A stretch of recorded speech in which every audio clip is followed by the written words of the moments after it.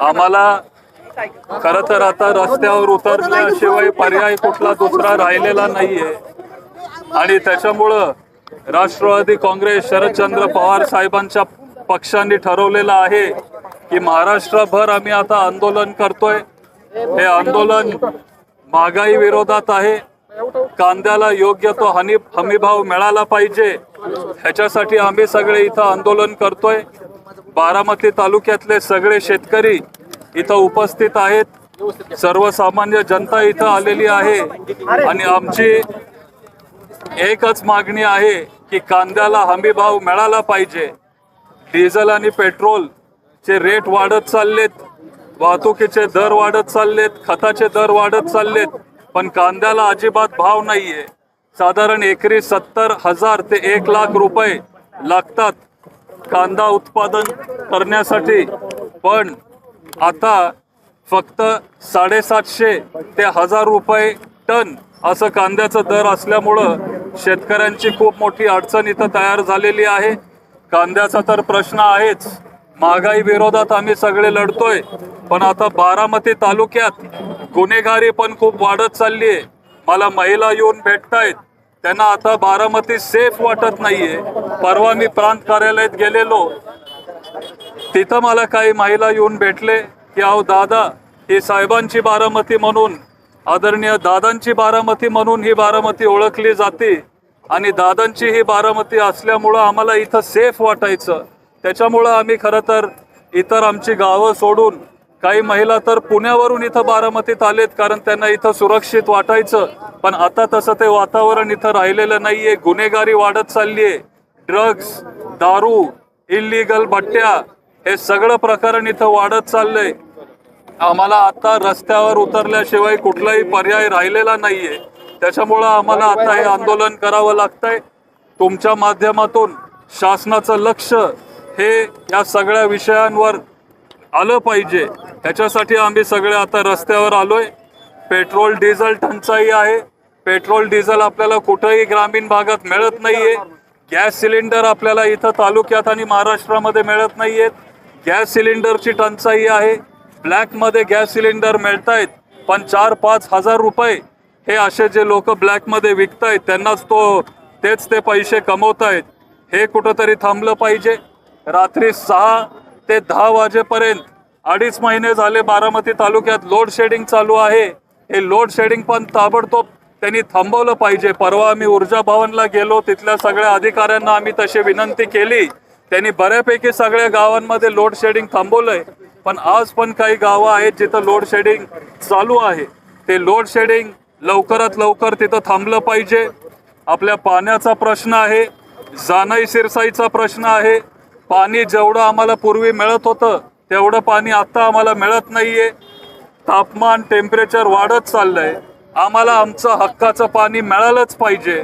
आणि बारामती तालुक्यातल्या जिराईत भागातले सगळे शेतकरी आहेत, हे तिथं ऊस लावत नाहीत, कारण एकतर प्यायला पाणी तिथं नाहीये, चारा टंचाई आहे आणि हे सगळे कांदा उत्पादक शेतकरी आहेत। बारामती तालुक्यात साधारण 4 ते 4.5 हजार हेक्टर कांदा उत्पादक आहे आणि इथं मी सगळा डेटा काढलेला आहे, तो डेटा मी तुमच्याशी शेअर करीन। पण तुम्ही जर सगळी गावं बघितली जिथं जास्तीत जास्त कांदा उत्पादक शेतकरी आहेत, हे सगळे बारामती तालुक्यातले ड्राय भागातले सगळे शेतकरी आहेत, जिराईत भागातले हे सगळे शेतकरी आहेत। आणि ही जर नावं मी तुम्हाला वाचून दाखवली तर मग सगळ्यात जास्त कांद्याचं क्षेत्र हे आपल्या मोडवे गावात आहे। 2 नंबर क्षेत्र हे बाबुर्डीमध्ये आहे। वडाणे, कराटी, कुतवळवाडी, भोंडवेवाडी, नारोळी, मुडाळे, खंडूखैरेवाडी, पानसारेवाडी, दंडवाडी, जळगाव सुप, कटपळ, निंबोडी, मोराळवाडी, सुप, मुरटी, या सगळ्या गावांमध्ये आज प्यायला पाणी नाहीये। आणि हे सगळे कांदा उत्पादक शेतकरी आहेत, त्यांना जर एवढा खर्च होत असेल आणि जर कांद्याला फक्त 700 रुपये आणि 800 रुपये टनी जर मिळत असेल तर मग ह्या शेतकऱ्यांनी कसं जगावं? त्यांना पाणी पण नाहीये आणि आता त्यांच्या पिकाला भाव पण नाहीये। त्याच्यामुळे शासनाला आमच्याकडून विनंती आहे, एक मागणी आहे की लवकरात लवकर बारामती तालुक्यात एक नाफेडचं सेंटर यावं नाफेडचं सेंटर जर इथं बारामतीत आलं तर आमचे सगळे कांदा उत्पादक शेतकरी आहेत, विशेष करून जे ड्राय भागातले, जिरायत भागातले जे सगळे कांदा उत्पादक शेतकरी आहेत त्यांना एक मार्केट मिळेल. त्याच्यामुळं लगेच एक नाफेडचं सेंटर आपल्या बारामती तालुक्यात आलं पाहिजे. कांदा उत्पादक शेतकऱ्यांना तिथं दिलासा मिळाला पाहिजे. आज त्यांचं खर्च पण निघत नाहीये, त्याच्यामुळं कमीत कमी 1,500 रुपये आपल्या कांदा उत्पादक शेतकऱ्यांना तिथं अनुदान मिळालं पाहिजे आणि कांद्याला 3,000 रुपये भाव असा आपल्या शासनाने जाहीर केला पाहिजे. ही आपली सगळी इथं मागणी आहे.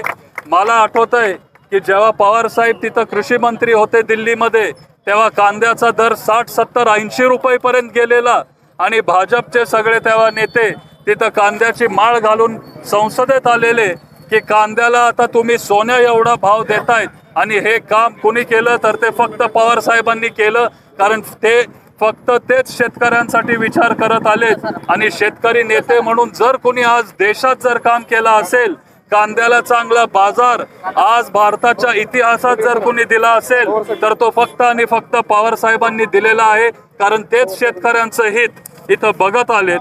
आता हे सगळे मुद्दे जे आम्ही तुमच्या समोर मांडलेत, आम्हाला विश्वास आहे की आमच्या आंदोलनाची दखल हे सरकार घेईल आणि लवकरात लवकर बारामतीमध्ये गुन्हेगारी, पाणी विषय, कांदा उत्पादकांना योग्य तो हमी भाव 3,000 रुपये, 1,500 रुपये अनुदान, नाफेडचं सेंटर, पेट्रोल डिझेलची टंचाई इथं कमी होईल, महागाई कमी होईल. पेट्रोल डिझेल 4-5 रुपयांनी एका आठवड्यात वाढलंय. जेव्हा पेट्रोल आणि डिझेल आणि क्रूड तेल वाढतं तेव्हा सगळंच खर्च वाढतो, कारण आज आपलं सगळं ट्रान्सपोर्ट, आपले जनरेटर हे सगळे पेट्रोल आणि डिझेलवर चालू असतात. त्याच्यामुळे डिझेल आणि पेट्रोलचे रेट कमी झाले पाहिजेत. साधारण काँग्रेसचं सरकार असताना पेट्रोल 50-60 रुपयावर होतं, आता ते 100 रुपयाच्या पुढं गेलंय आणि पेट्रोलमध्ये पण तिथं दर कमी झाला पाहिजे. हे आणि लोड शेडिंग एकतर ताबडतोब बंद झालं पाहिजे. हे आमचे सगळे इथं मागण्या आहेत.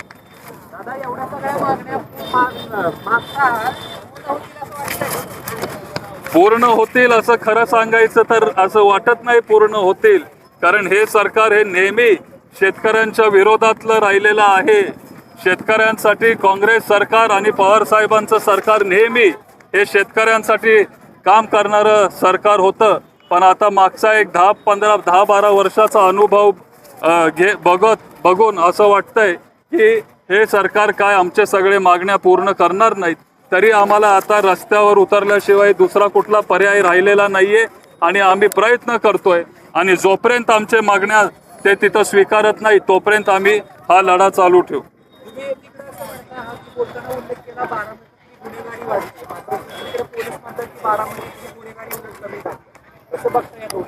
अहो, पोलिसांचं काम आहे गुन्हेगारी कमी करणं. ते स्वतःहून तुम्हाला सांगणार नाहीत की गुन्हेगारी वाढत चालली आहे, पण तुम्ही जे लोक आहेत, बारामतीची जनता आहे, त्यांना तुम्ही जाऊन विचारा, तेच तुम्हाला सांगतील गुन्हेगारी वाढली आहे का कमी झाली आहे.